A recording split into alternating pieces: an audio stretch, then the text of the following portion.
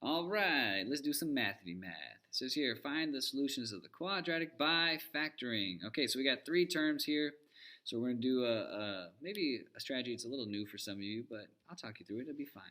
Before we jump into this, it is important to just jump into standard form, ax squared plus bx plus c. So we're going to move this 4 over by subtracting 4 from both sides. This will just put us in a good starting position. We call that position standard form. So I'm going to rewrite this as 9x squared minus 16x minus 4 is 0. Now I'm in standard form. Standard form is ax squared plus bx plus c is 0.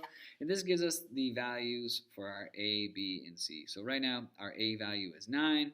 Our b value is negative 16, and our c value is negative 4. And this is important for the strategy I'm actually about to show you.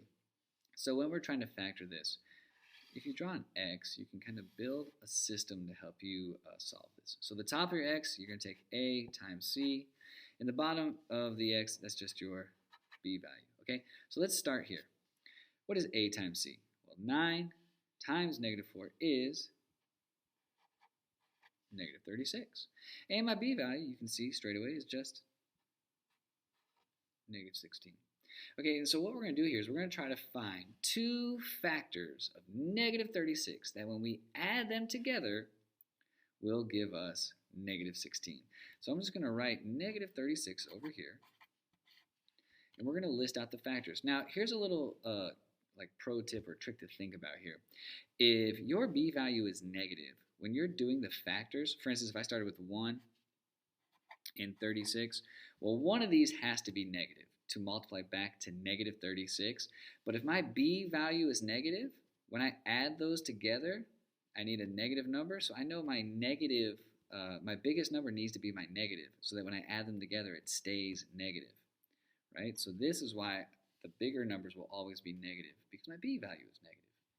So 1 times negative 36 is negative 36. That's why it's a factor. But when we add them together, this would give us negative 35. And that is not what we're looking for. So we got to keep on going down through our factors. So 36 is even.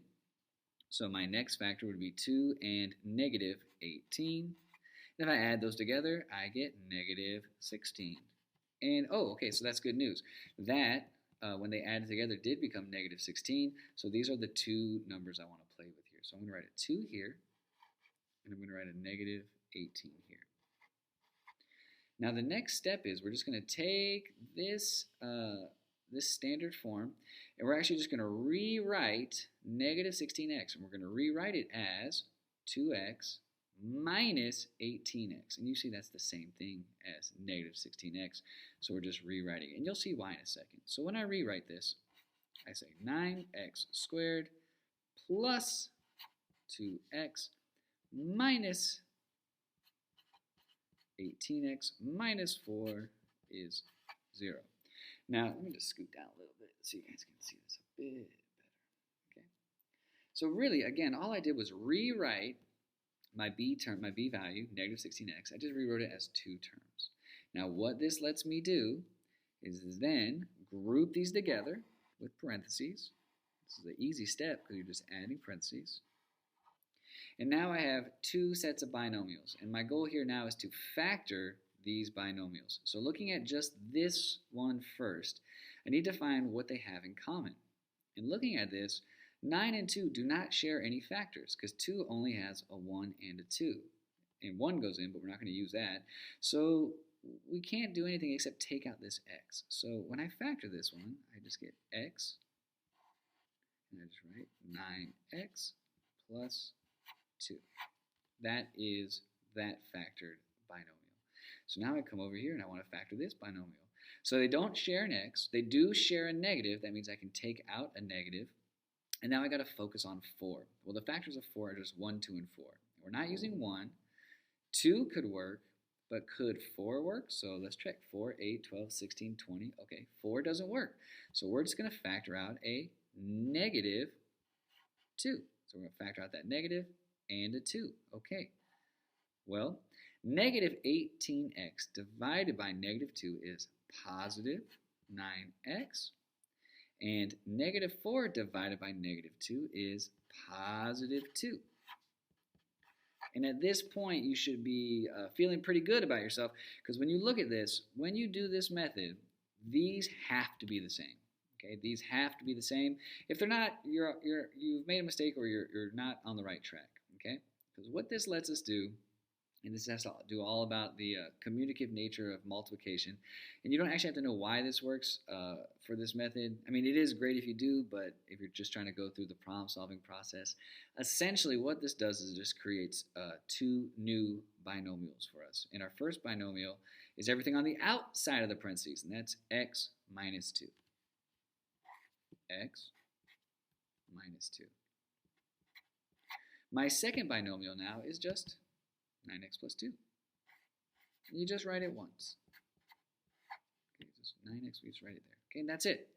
Now we can use the zero product property to solve for this. And again, the zero product property just tells us, well, if these two things are multiplied together and they equal 0, then this equals 0, or that equals 0, or they both equal 0. So we can just make them both equal to 0. So if you did x minus 2 equal to 0, well, now you can solve for that pretty fast. You know x is positive 2. This one, it says 9x plus 2 equals 0. A couple more steps for this. Step 1, we subtract 2 from both sides, so you get 9x is negative 2. 9 times x, the opposite of multiplying by 9 is divided by 9, so we get x is negative 2 divided by 9. And those are your two x's, your two solutions, your two roots. That's where your parabola will cross the x-axis. So we just write our answers. X is 2 and negative 2 ninths. And that's where your parabola will cross the x-axis in two different places. Okay. As always, please subscribe if you want to be notified when I make you new videos to practice your math. And if you have any questions or comments, or I did something wrong, or you got to tell me something about this problem that you liked or you hated, either way, just leave a comment below, and I'll do my best to get back to you. All right, thank you.